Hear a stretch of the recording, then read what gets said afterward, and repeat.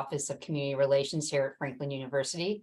It's my honor to help host this series, which is funded through the generosity of one of our alumni who identified a need for sales education, not training, as a means to create sustainable economic futures across all industries. Through his generosity, we bring you this free series that covers a range of topics impacting sales, and have recently launched our new MS in Professional Sales Leadership program, which was created for experienced sales professionals as a 14-month, 100% online program that employs role-playing and simulations to help you build your business acumen and use technology to inform decision-making.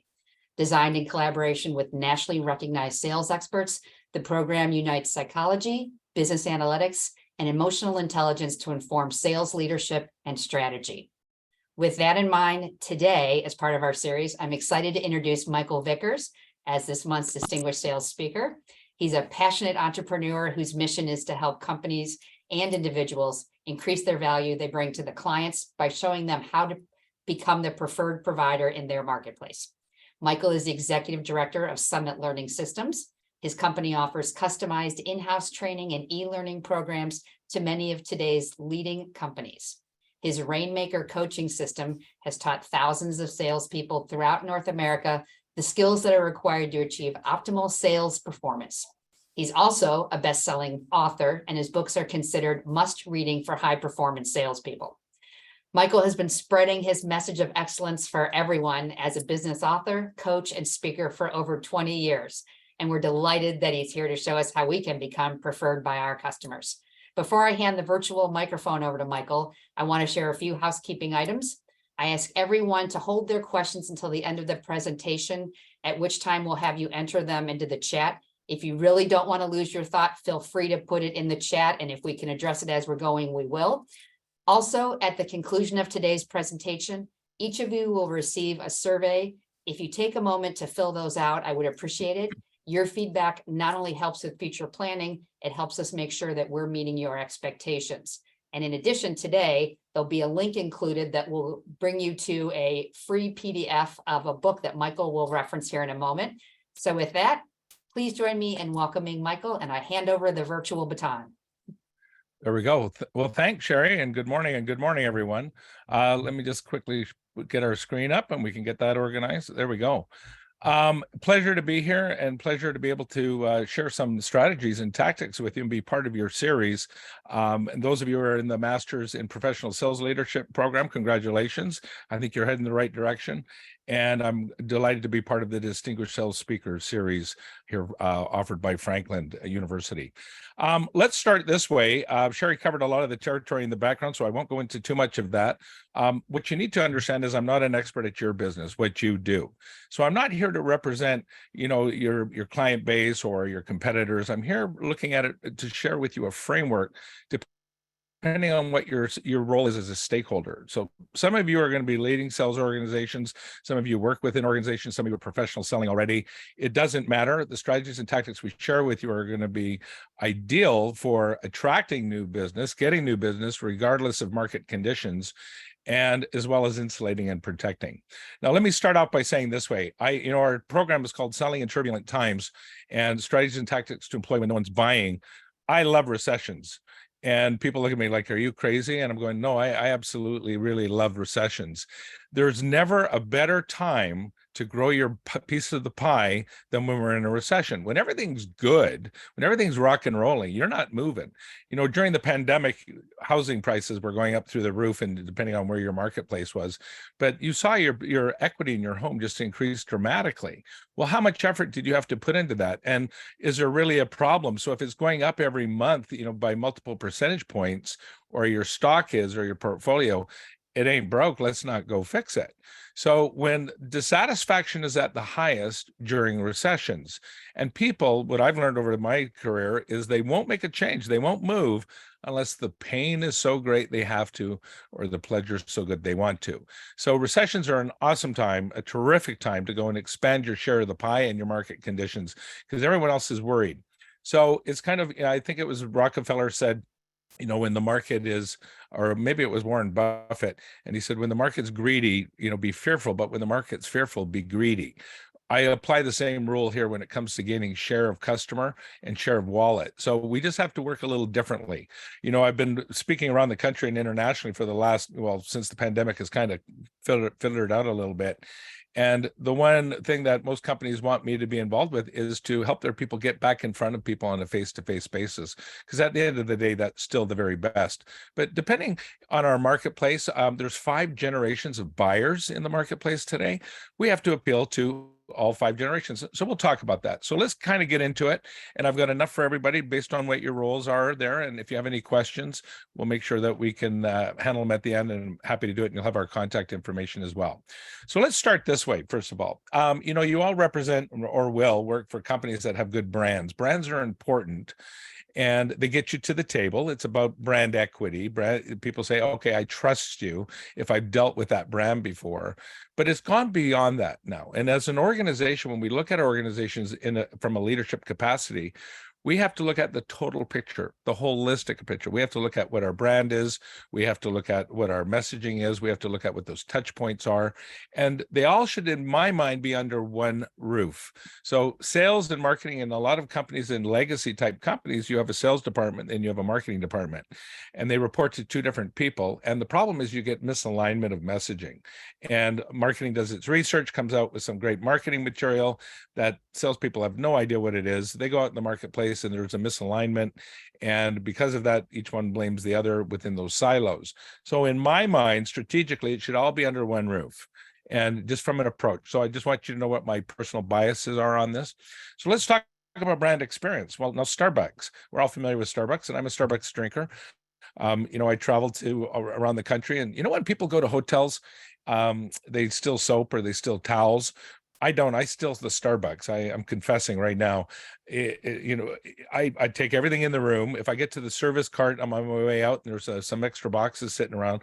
I might take a few extra pods with me because I never want to be without my stash, right? Now, you could argue, we're either drinking at Dunkin' Donuts or 7-Eleven or your favorite coffee shop or Starbucks. You could argue that they over roast their Starbucks or their coffee. What people don't realize is Starbucks isn't about the coffee. They created for their brand experience what we call the third place. I don't want to go home. I don't want to go to the office. Let's meet at Starbucks.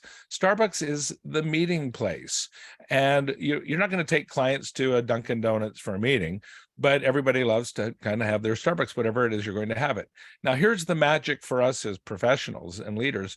The more senses you employ in your offering, the better the experience. So if you walk into a Starbucks, what's the lighting look like? Good or bad? Well, it's good. It's incandescent. Ladies, you know what lighting can do. You put your makeup on in the morning in mirrors that have different lighting conditions on them. So depending on where you're going to be today, it smells good, whatever you're having. It tastes good. It feels good. And it sounds good when you're in the room. There's music playing. You can even buy the CD. So the lesson for us as professionals and leaders is the more senses you can employ into your offering, the better the experience. People won't know why they feel better. They just feel better.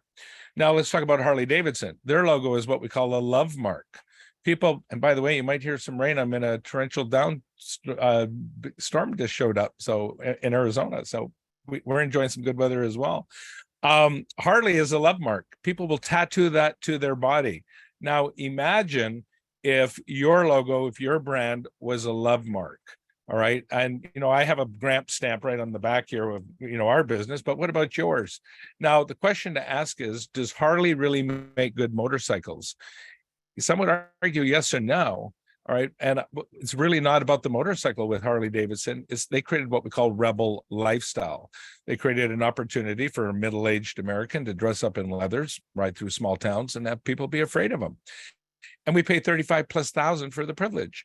So the question we have to ask ourselves is, what's our brand experience? So you're having one whether you like it or not. When your people that you're leading within your organization, whether it's on the service side, whether it's on the marketing side, any touch point or communication with your people, I'm having an experience. Now, our companies, we design great marketing programs, we design great products, we design great services, you have great collateral material, you have all of these good things. When was the last time you designed the experience? And do your people know about it? We all know about, okay, have a mission statement, whatever that is. And we all know to design those things, but how many touch points do you have? And routinely I ask audiences and I say, well, how many touch points do you have in your organization from the time a sale comes in or an inquiry comes in? And I get guesses. No one really knows. I hear 24, I hear 14, I hear 9. You want to know. And you want to know and have a flow chart of where those touch points are. And the reason we want that is so that we can level them up. I can't help you make your products or services better than your competition, but can we make our people better than the competition? And I think the answer is yes to that. So we'd have to focus on it. And we need to say no to imitation. Here's what I mean by that. I get an opportunity in my work to talk to audiences all over the world. And I always ask them who's amazing at what they do, like who's truly, truly amazing. And guess how many times they, say our companies are the ones we're familiar with, or, even my universities, and never. All right. So think of your business. I hear airline industry, I hear coffee industry, I hear computer industry, I hear hotel chains. We get all kinds of, in every market segment, there's an amazing, but in your segment, are people talking about you? And so what we want to do is not copy, okay? We want to be unique. We want to be rare. We want to be precious. So to grow, companies need to break out of that vicious cycle of competitive benchmarking and imitation. We copy them. They come out with a new feature. We come out with a new feature. Android comes out with this, then all of a sudden iPhone has that. It's back and forth, and it's this constant leapfrog. So if we focus just on product alone, we can, sometimes it works for us and sometimes it just doesn't. So we want to not only be the best of the best, you want to be considered the only ones who do what you do. So if we know and we believe that we'll pay a premium for things that are unique, rare, or precious, that should be our question. How do we make our products or services and our people unique, rare, and precious in today's competitive marketplace? So it all stems from the experience. So experiences then are distinct from services, as services are from goods. So we have a ladder, we call it the experience ladder. And at the foundation of that ladder, we have raw materials. We made stuff, we made products, we made goods. Well, then all of a sudden we moved into services. We had to have services to supply those goods. And where do we live today? Well, we live in the experience economy. It's all about the experience. If everything is equal compared to your competitors, experience trumps the day. Think about it. If you're going to pay the same price for whatever that widget is, wouldn't you choose the best experience? So really focus on the experience. And I'm going to demonstrate what that can do and what it can do to your margins and your profitability, and we can have some fun with it. So our goal ultimately is to become the preferred provider. Preferred means first choice, the emotional favorite. You're the first phone call. We should always strive for that as our goal. We want to be number one, the first phone call. Now, are you going to be there on every time? No. But if you focus on closing that gap between where you are and being totally preferred, you'll always stay ahead of your competition because they're looking at you. All right. Pull your heads up out of your industries, whatever your industries are. Don't look there for remarkable and excellence unless it really truly exists. All right. And you have someone you can point to. But look at who's the very best in business today and follow what they're doing. Just follow those models. And I'll show you how that can work and what we can do. So our goal is to become preferred. Now, here's what I mean by preferred. When the pie's expanding, when it's getting bigger, right? And it's getting bigger, you get your share of the pie by virtue of being in the industry. So if tech is expanding, you're saying if real estate's expanding, you take the benefit. If the stock market's expanding, you get the benefit of it. When the market's contracting, it's the same story. All boats rise and fall with the tide, right? So what we want to do is be that emotional favorite no matter what, first choice. Now, and that's really what we want to do is to learn to protect our pie, and we want to learn to insulate our pie because that's what makes the difference. Number two, we need to continually challenge our assumptions about our clients, assumptions about our customers, assumptions about the marketplace, all right, and assumptions about ourselves. Because if your assumptions are wrong, your actions are going to be wrong, and your results could be potentially devastating. We make assumptions. If I start talking to you in the first 5 minutes, you're making a judgment call. That's okay. I'm looking at you making the same call. We all have a worldview. And if you were raised as a man or a woman, you see the world through those lenses, so that eyes. If you were raised as black or brown or of any color, that's how you see the world. If you were raised as Muslim or Christian or atheist, that's how you see the world. And all are great. That's what makes it so wonderful, right? That kind of diversity. but understand that we all have these built-in biases. And so we have to challenge those biases, challenge those assumptions. And I'm going to challenge some of the things which we talk about, some of the things you may have been taught. All right. And I'm not saying I'm right. I'm just giving you a different view and a different perspective. I think I'm right, but not necessarily true. And I'm smart enough to understand that. But these things work. So these are frameworks and strategies. They're tools used to apply the tools. You use the right tool for the right job, and it makes a difference. So we can kind of key it in this way. People, your customers, the people you train, the people you lead, make their decisions, all of us, first with emotion, back it up with logic second. We do the homework with our head, but we pull the trigger with our heart. If we don't like you, it's not going to happen. So what happens is inside your head, you've got two computers. You got your little mini system one, we'll call it, and this is your amygdala, your fight or flight, your croc brain, right? And it sees everything first. Both work. System one and system two is your prefrontal cortex.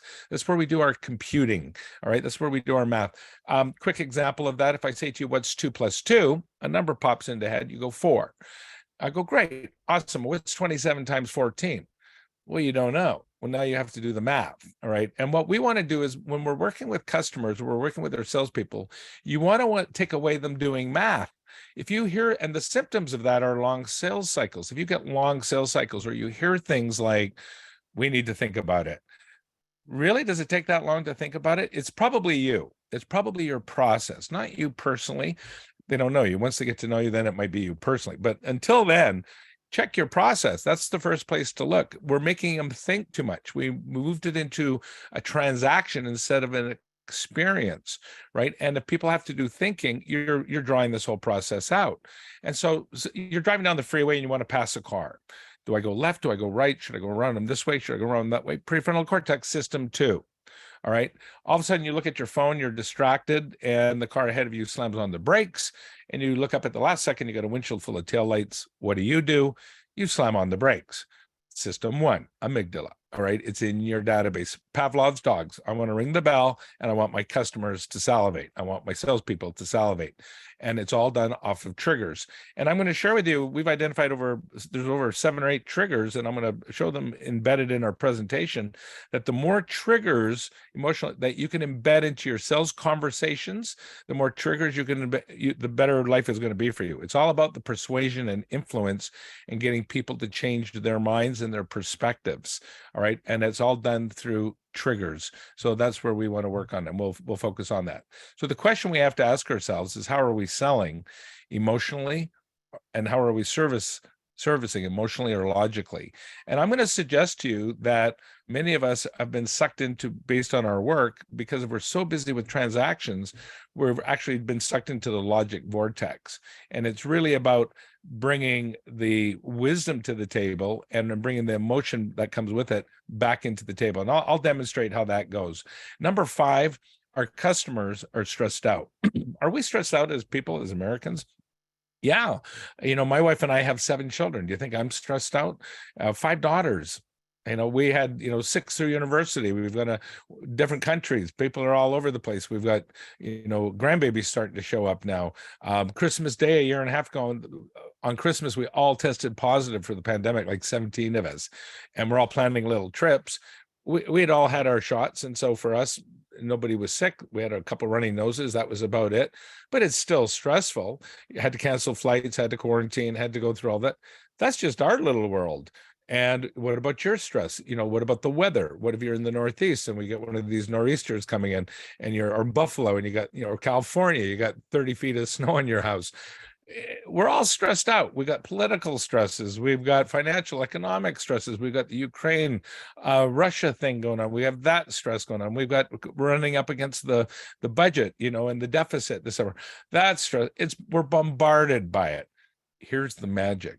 If you'll learn to identify the stress and get your people to identify the stress of your customer, and you're going to find when we do this, it's got less to do with your products and services and more to do with them as people. And I'll demonstrate that. Remove that stress, make it go away better than the competition. All right. And I'll show you how to do that and connect in a meaningful way. You'll become preferred. It's all about connection. That's why we have over 19 channels of connection. We have 5 generations of buyers in the marketplace. You can't have one size fits all. So if you've got some baby boomers, and that's kind of where I am, just on that beginning edge there, but just on that, as a baby boomer, you got to sell to me and your people, and you have to train me and you have to educate me and motivate me differently than you would a Gen X or Gen Y or a millennial. And they're all good. They just have their own uniqueness to it. So, my generation, we took a job and we stayed there for 30 years. That's not going to be true for you. All right. In your role, you're going to have 8 to 10 or 12 careers, all of them which are good. And these frameworks I'm going to share with you, you can carry with you. So they work in myriads of different industries, but it's all about connection. And that's what the goal is. So the reason we want to connect is because we're trying to build relationships. And I think most of you would agree that the better the relationship, the better the business. And so what we're trying to do is make sure that we have the best relationships. I can't make your products better. I can't make your services better, but can we make the relationship better? Absolutely. And the best part is that's up to you. So you're the missing link here. And at the end of the day, if we were to ask all your clients, your customers, everyone in your lifetime who ever added value to your life or you added value to, you're going to find that that's where you have the strongest relationships. Now, in our formula, we have trust as the foundation. Can you have a relationship without trust? Yes, you can, but you will always lose to one where trust exists. Now, on this side of the equation, we have what we call high task. That's the logic side of the equation. High task is your core competency. It's what you do well. If we were all in a live venue, I'd walk around with a microphone and then put it in your face and I'd go, why should I recommend you to my clients? And you're going to tell me things like, well, we have the best products. We have the best services. We listen to our customers. We do what we say we're going to do. We overpromise or, underpromise, overdeliver. We maintain inventory. You're going to tell me all of these things. Those are high task items. They're good things. Keep doing them. All right. But they're table stakes. They're what you have to bring to the table in today's marketplace, whether you like it or not. Right. High touch is the emotional side. It's about what do you do to exceed expectations? What do you do to make me go, wow?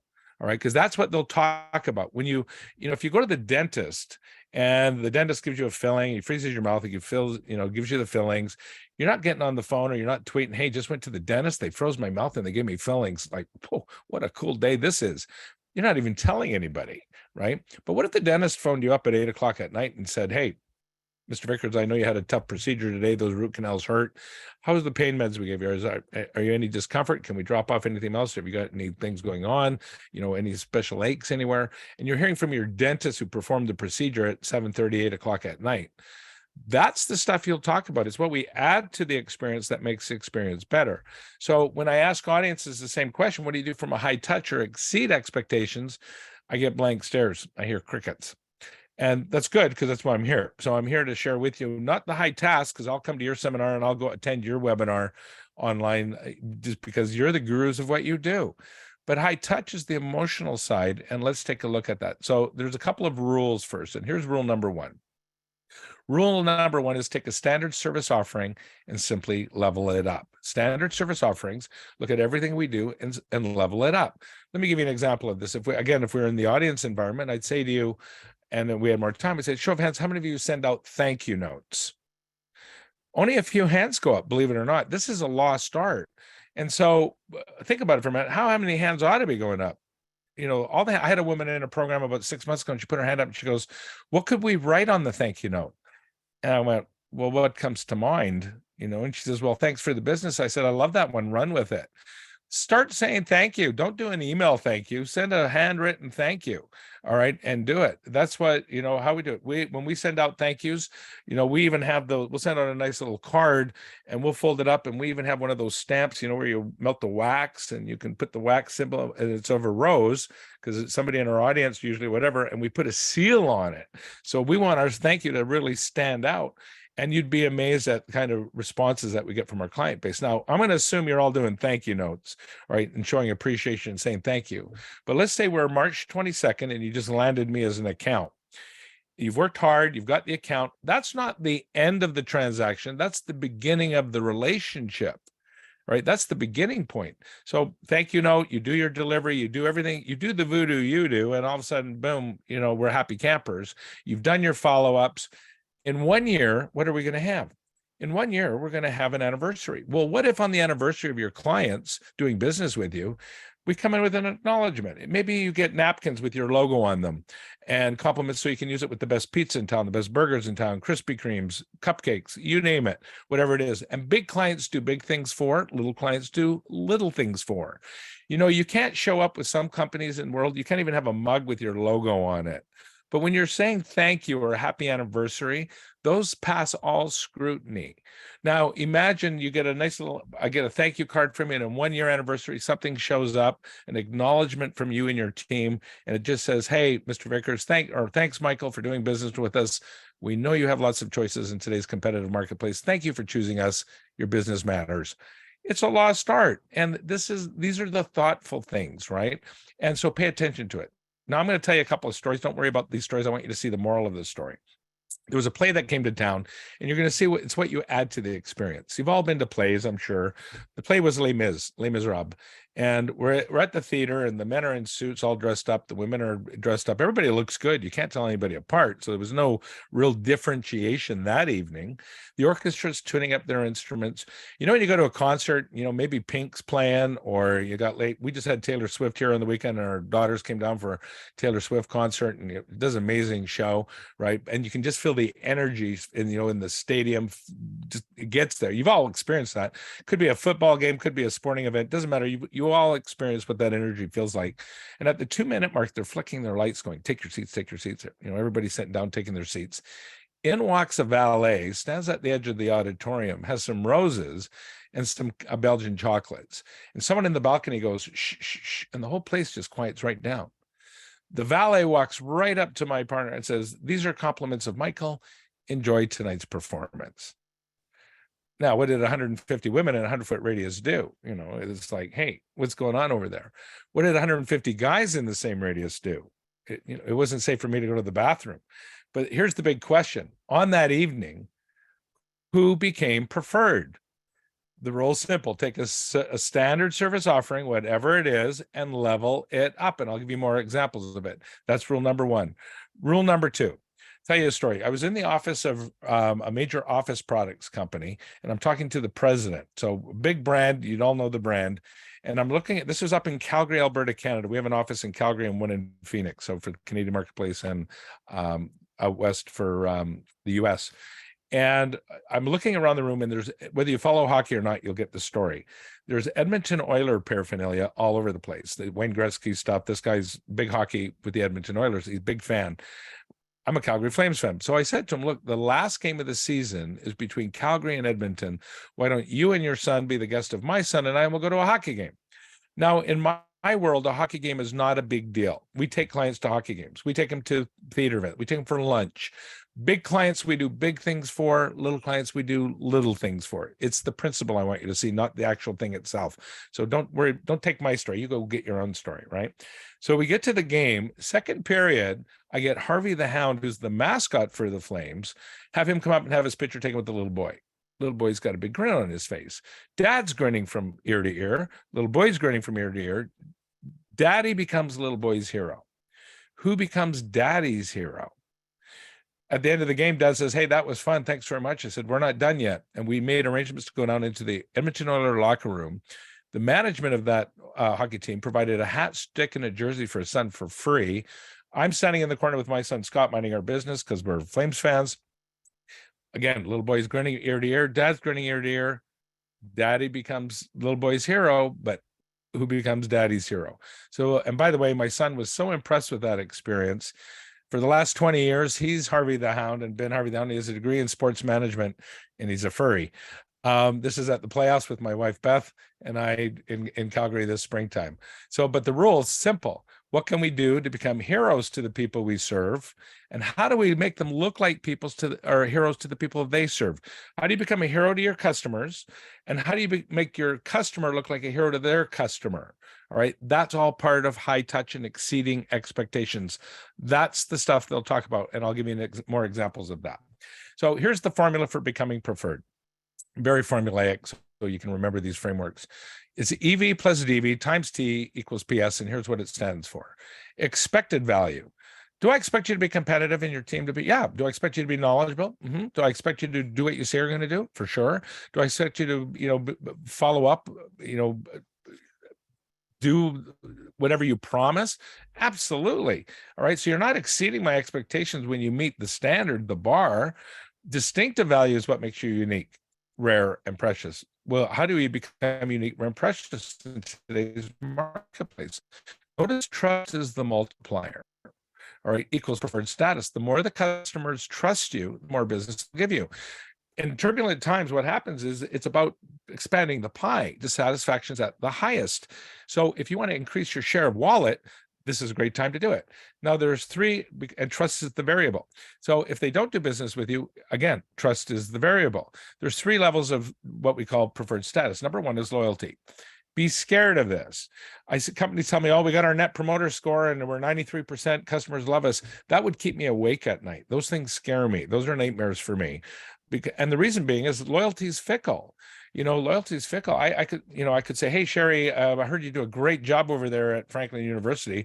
I'll give you 50% more than you're currently making to come work for us. And she goes, there goes my 30-year career but you're not going to do it. But see what happens? It's simply about money. Loyalty can be bought, and loyalty often is bought. So be careful. Then we have quiet quitting. We have the marketplace is changing because companies aren't loyal. We need to create loyalty internally and externally. And then we want them to move them to level 2. And level 2 is advocacy. What does advocacy mean? It's that word of mouth. And the more a product or service looks like a commodity, and I have this conversation with business profs all the time, they're always going, oh, commodities, you can't tell them, no, I think you can. The more it looks like a commodity, the more you can differentiate it. Let me illustrate. Toronto, I fly into Toronto and I have to go downtown Toronto, speak at one of their hotel properties. And from airport to downtown, it's $55 by a cab. They even have a sign on the window how much it is. The municipality regulates it. Imagine competing in a marketplace where the government or your local municipality regulates the price of your product or service. In other words, you can't compete on price alone. You're all the same. That's their world. So how do you differentiate that one, right? I get into this cab. First thing he says to me, sir, can I offer you a Starbucks? I got regular decaf. And I look up on the front seat, and on the front seat is Velcro, an egg crate is Velcroed to the front seat. And inside, some supermarket's probably missing it. And inside the egg crate are 2 thermoses that some hotel's probably missing. And he's got the Starbucks stickers on there as well. And I'm going, hey, I'll have a Starbucks. Thanks very much. Sir, I don't know if you've had breakfast yet or not. And he holds up a basket full of fruit, muffins, croissant. Yeah, I'll take a muffin, a piece of fruit. Thanks. Sir, I have 3 morning papers, USA Today, Globe and Mail, Wall Street Journal. I haven't even left the curb yet. Right. And I'm happy. I'm like thrilled. Just got off a 4-hour plane ride.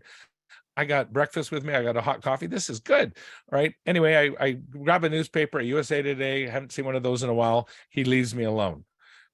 Best cab ride ever. I get to my destination 45 minutes later and he goes, sir, were you happy with the service you received? I said, this is the best cab ride I've ever had. And he goes, sir, when I go to the airport, I got to line up for 2 to 3 hours for one fare. Sometimes it's 45 minutes away. Sometimes it's 5 minutes away. Sort of a toss to the coin whether I make money that day or not. However, under the taxi statutes, if you'll phone me, fax me, email me, tell me how you're coming, I'll respond the same way, come to the bottom of the escalator with a sign with your name on it, and I'll provide you this service each and every time you come to our great city. And if I'm not there, my brother Hanif will be. Wouldn't you use that guy, right? Wouldn't you use that guy? When was the last time you talked about a cab driver? Like, unless it was creepy, right? I notice I didn't say to you, hey, you know what? I got in this cab and he signaled when he changed lanes and he totally stayed at the speed limit. Unbelievable. And he didn't say a word. He let me just make my phone calls and it was just a quiet, peaceful. No one says that. It's what you add to the experience. It's what you add to the product. It's what you add to the widget that makes the difference. And that's what they'll talk about. So if you want to create consumer advocacy, customer advocacy, it's got to be over and above the transaction. It's got to be about the experience. See, the challenge we have is if I asked you to name a bunch of top brands, top service brands, and we're going to get there, I'm going to show you some, you'd name a whole bunch of them. And then we pick your brand, we pick you. And there's a gap between where you are and where the best of the business are, where the very best in each category are. Our job as leaders is to close this gap. We always want to close the gap at every single touch point with our salespeople, our service, our technical, our support, you name it, administrative, HR. We want to level up all those touch points because we got to be good at it internally as we got to do externally. whoever raised the bar, whoever has the best service standard in business today, just raised the bar for all of you, whether you like it or not.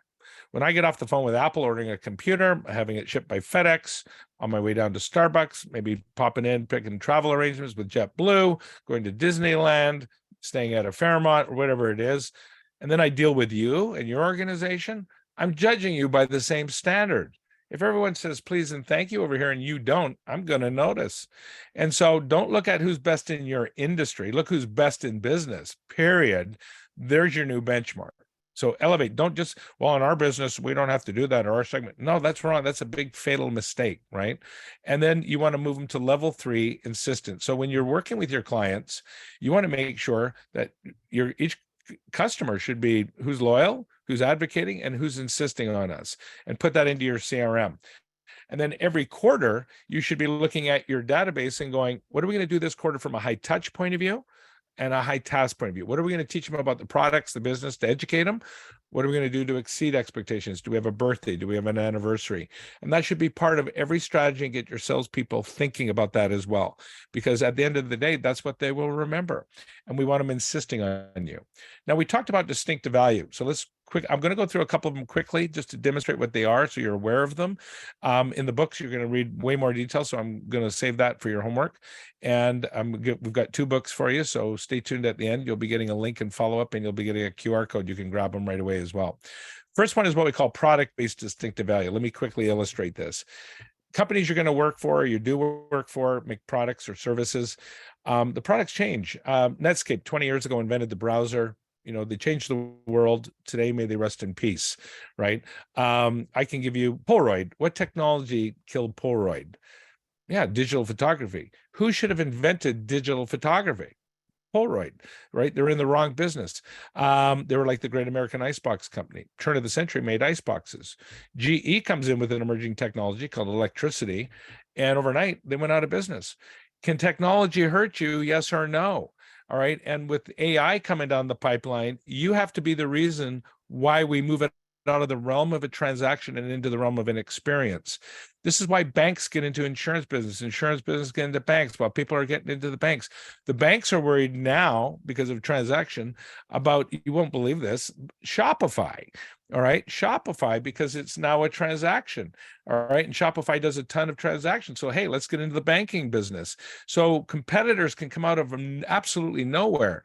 Do you know what the number one hotel company, hospitality company is now? It's Airbnb. Grubhub, largest food distributor. I can go on. Uber. Who should have invented Uber? Right? Think about it. Taxis, right? So can technology hurt you? The answer is yes, it can, unless you embrace it and use it for all the right to increase the experience and the level of the experience. So these are all companies. If I showed you the Forbes Fortune 500 from 25 years ago, 75% of those companies don't exist anymore. All right. So right sizing, downsizing, capsizing, they come and go, and it can happen to you. So we're constantly evolving, move it out of transaction into something a little different. We'll talk about into an experience. Then we have service-based EV, and we'll just spend a minute on this. When we look at some of the top service companies, actually one of the top rated ones, believe it or not, is Ace Hardware. I could show you all the major brands, TD, REI, Disney. Do you ever ask these companies for a discount? Like, do you ever ask them for a discount? And the answer is you don't. You can try, but you won't get one. All right. There's a direct correlation between the best of breed from a service point of view and profitability. No one ever asks you for a discount. There's 9 in our family. When I phone up JetBlue and go, hey, there's 9 of us. What kind of deal can I get? Or Southwest Airlines, what kind of deal can I get? They go, 9, sir, that's a charter. I phone up a hotel chain and I go, hey, there's 9 of us. And they go, sir, that's a convention.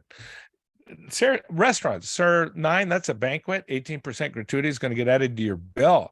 So there's no deals, no discounts, right? So think about it. Service can be a profit center for you. And so you want the best service, and how we do that. And I won't spend too much time on it, but that's how people will talk about you. Instead, I want to talk about the next one, because the next one's within all of your abilities. We started off in the agricultural age. We moved to the industrial age, evolved into the technological age. Well, where do we live today? We're in a knowledge-based economy. It's all about knowledge-based. And let me demonstrate how, if I showed you the best companies in the marketplace today, the best stocks, Alphabet, Google, they're all in knowledge enablers. All right. So is there money to be made in knowledge enabling? Is there distinctive value in knowledge? I think so. And we'll talk about it. So here's how my company makes it work. And then we'll take a look at how you might work at work. First of all, my company Summit, we market to sales service organizations. That's who we target, right? First question we ask, and we talked about this earlier, what's their stress? When I get a company, small business, medium business, enterprise, what's their stress? Well, it's not going to be around my stuff. All right. If I picked any of your products or services and said, what's your stress? You're going to answer the question in context to me, but it's the wrong answer. It's good information, but it's the wrong answer. Keep going. So if you sell widgets and you say to a client, hey, what's your stress? They go, well, our bikes are breaking, or but good info, get it, but wrong answer. Keep going. No, what's driving your company? Oh, we can't get employees. We can't get parts. We got supply chain issues. Now you're going to find out the goodies. Second part of the question is what knowledge, what wisdom, what insights can I provide or cause to be provided to make that go away? So here's how I do it. We do a sales tip. I do leadership tips. I send them out weekly. I do a weekly podcast that we produce content. I'm constantly producing content, and sending that content out into the marketplace. I get phone calls like this. Mr. Vickers, my name is Barum Engineer. I'm the president of Toshiba. And I'm like, oh, hi, what can I do for you? And he goes, we've been getting your tip for about 8 months now. He goes, thank you. I go, you're welcome. He goes, we're having a conference in Niagara Falls at the end of May. We would be honored if you'd come speak at it. I'm like, well, what exactly does honored look like? You know, sales guy. Honored looks like we'll fly you in for the weekend. We'll look after this. And we made the arrangements. His last question to me was, by the way, what's your fee? I give him the number and he goes, that'll be no problem. Don't you hate that? I hate that. All right. But they're calling me. I didn't call you guys. The market called. So it's better. It's better business. You want to put yourself into the preferred position. So here's how you can do it. And here's the rule simply. Here's your business, whatever it is, your client. First question to ask, what's their stress? Second question to ask is what knowledge, what wisdom, what insights can we provide to make that go away? And it's going to have less to do. It should be related to your product and service for sure, but it needs to be related to what they do. How are you going to find that out? Ask them. They'll tell you. So have your own little university, and I'll give you some examples of this. It works because there's 5 customer values. And when I work with client companies, and for you in your leadership roles and working with organizations, you must realize that there's 5 different customer values or currencies. And too often we get stuck working with just one. We're all familiar with the first one. It's money, the currency of money. Price is never the issue unless it is the issue. And when it's the issue, it's the only issue. Survey after survey, it shows up 4th, 7th, 9th. Why did you buy from company X? Well, they gave me the cheapest deal. No. But if they don't buy from you, that's what they'll tell you, right? They'll say, oh yeah, we got a cheaper price elsewhere. You can't focus on money. We've got to move them. It's like, ladies, when you break up with a guy, you don't go, I'm breaking up with you. You're a freak and you look like the Elephant Man. You go, I need my space. It's me. I need some time. I need to find myself. You know, it's indefensible. And we all do this in our relationships.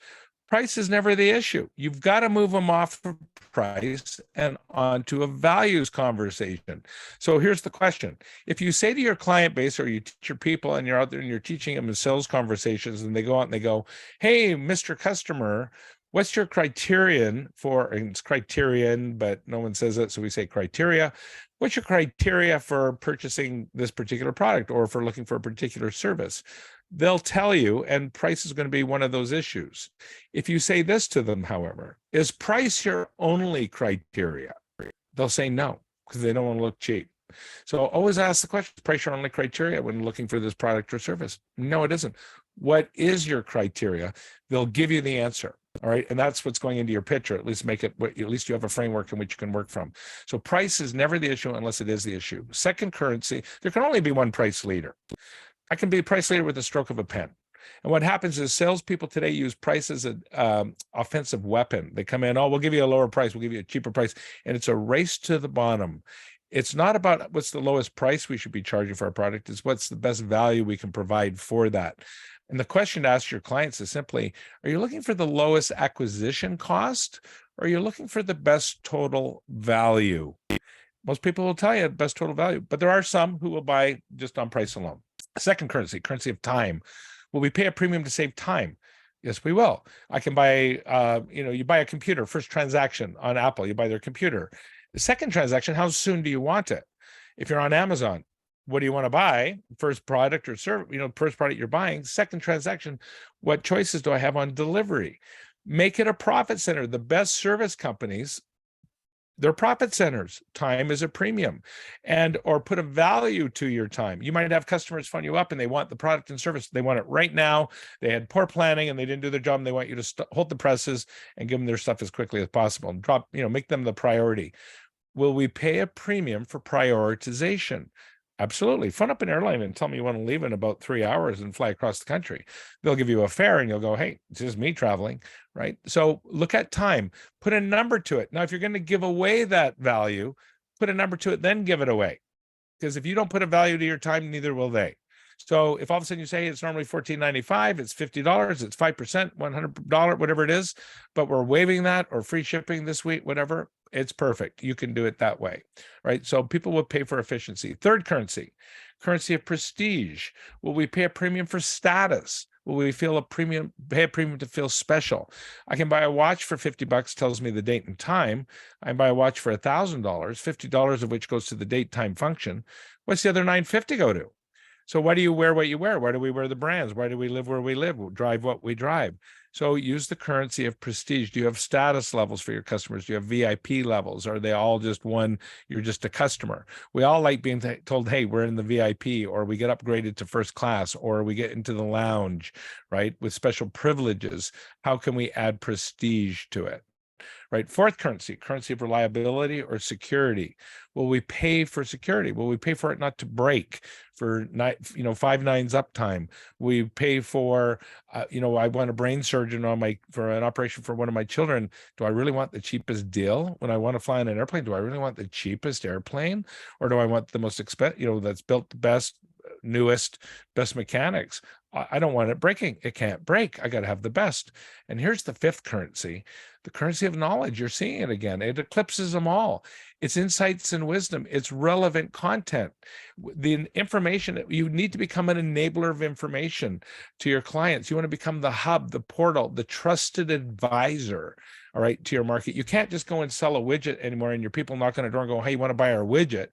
All right. Your people need to show up and go, hey, Mrs. Customer or Miss Customer, I'm here to share with you 3 trends that we see emerging that are going to impact your business in the next 12 to 24 months. Oh, and by the way, after that meeting goes well, are you interested in exploring solutions that we have that can mitigate those? You need to be coming with knowledge. You can't just be hawking and pitching your product or service all the time. It has to be a total experience all around knowledge. So the information age has never been called the knowledge age, and it doesn't translate into knowledge or wisdom or insights. It's got to be processed, absorbed, comprehended, integrated, retained, and applied for it to be useful. But it's useful and it works like a charm. And when you partner with knowledge or relevant value, your value once again becomes distinctive. I can give you examples after examples after examples of that.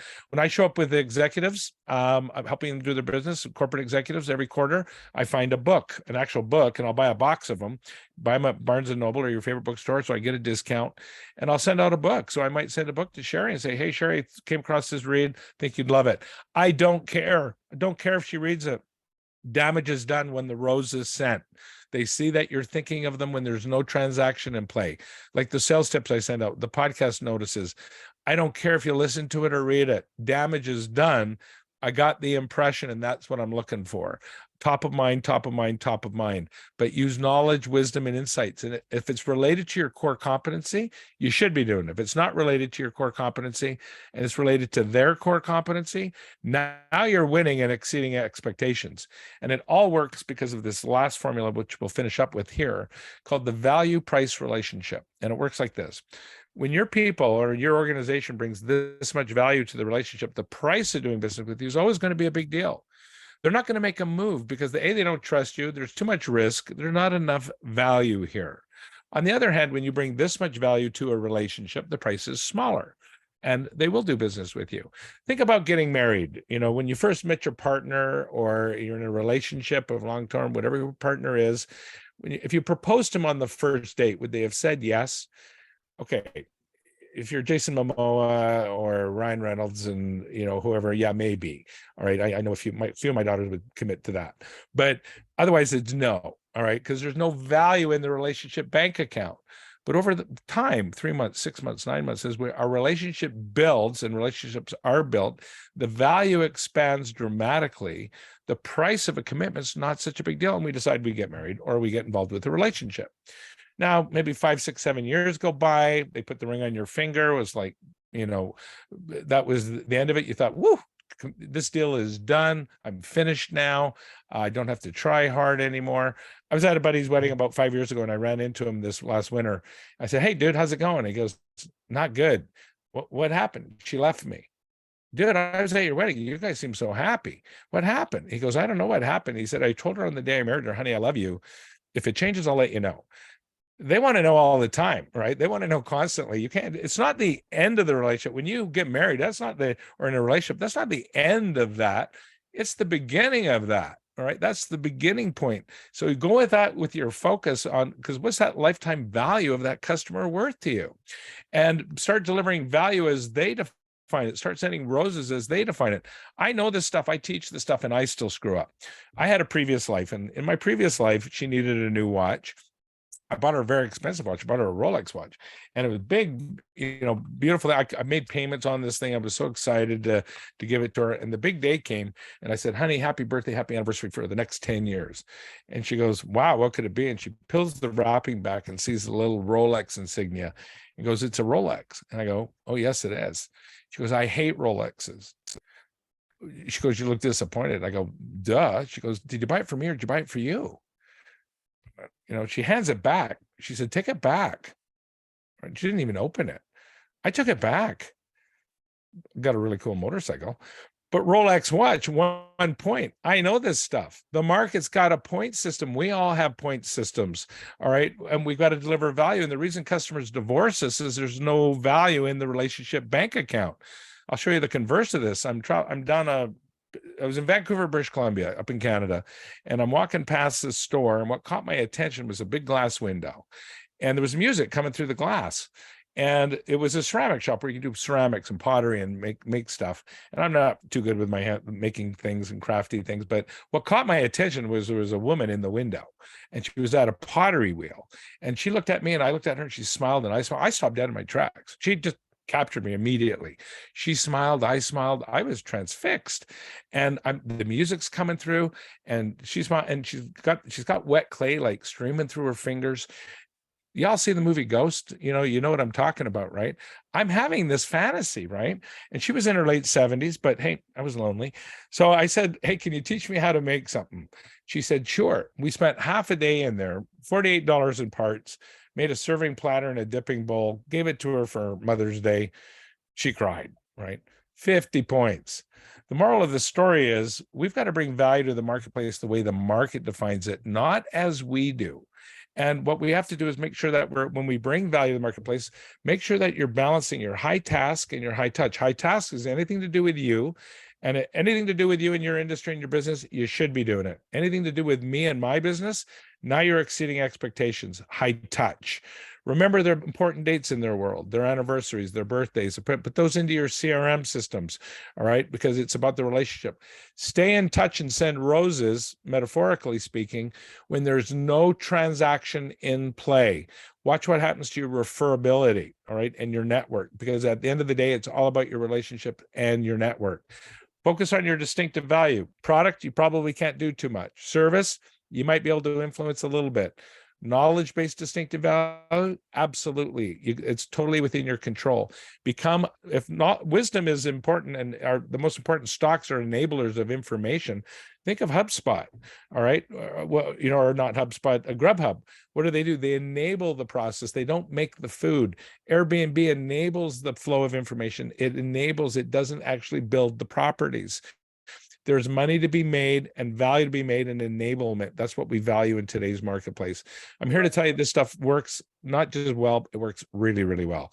Try it, test it, have some fun with it.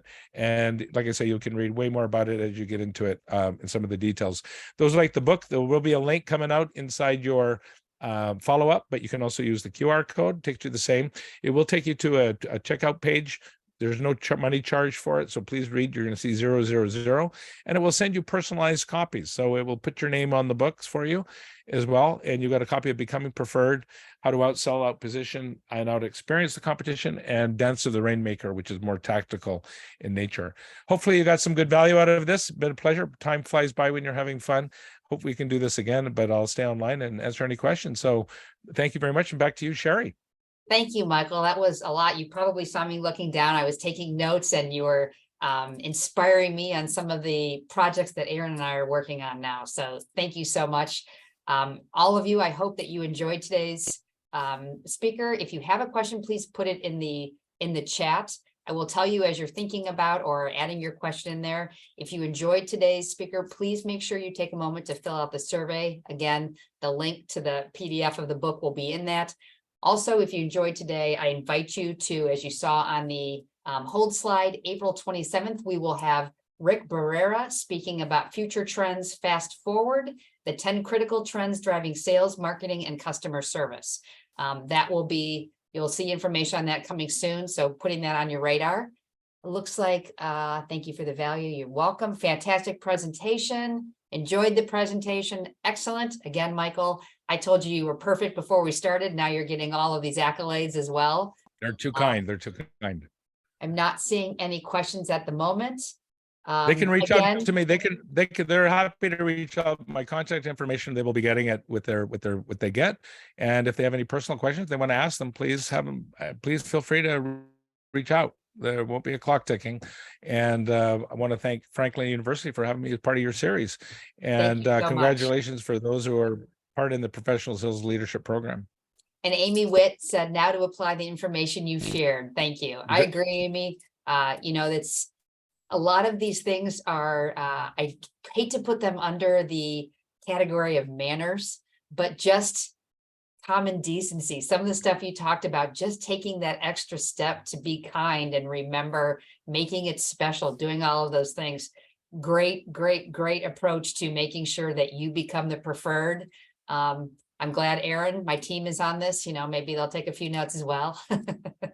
Well, and you make the point, and you do it with your program. It's all about connection. And when times are tough and in economic times, that's when we actually step it up. It's like during the pandemic, where, we're the most disconnected society, and yet we have the most connected tools to help us connect. So Michael, there is one, if I can interrupt you real quick, there is one question. Do you find any issues with your work-life balance? All the time. I'm constantly readjusting. Great question. I'm a 5 a.m. guy, so I believe there's tons of time. 5 o'clock, first thing I'm doing, I'm out the door, and I get 6-7 miles in every day, and that's what gets my head straight. But then I use that as my research and development time. So it's a multitask. So if you're running or thing, you listen to something, that's I read with my ears, and so I multitask on there, because multitasking doesn't work generally, and it can't be too fast of a pace. If you walk too fast, you're worrying about where you're walking versus an autopilot load. I start my work on my work day. I take breaks every about 40 to 45 minutes and stand up and do that. So that way I stay refreshed. And I constantly structure the day, and I look at what worked in the week and what didn't, and I'm revamping it. So you start a new week. You got 168 hours in that week. Structure it the way you want to structure it. Start with this. Design the perfect week for yourself. Whatever would be absolutely perfect, and start there. And you'll really start loving your life and have a good work-life business. I have 7 children. We're all over the place, working and podcasts and whatever. So I have to balance that constantly, but I have time for that. But I've had to automate where possible and structure and schedule all your tasks too. So I dump your brain out by the end of the night, so you're not thinking about it. Good question. That's I love the idea of scheduling out your week. It's, as the world has come back out from the quarantine, it feels like almost overwhelming to go back to your previous schedule, but we have to get out of those Lululemons and back into our regular clothes and support Nordstrom's or something, right? Exactly. And what am I going to wear today? Exactly. So it's all good, but lots of tactics in the book as well. And we really get into the details of it. And join us on the podcast as well. Every week we feature a special guest and a best-selling author usually. And again, happy to work in partnership with the university. So thanks again, Sherry. Thank you so much. And everybody, thank you so much for being here today. Christine has a question. What microphone brand would you recommend for podcasting?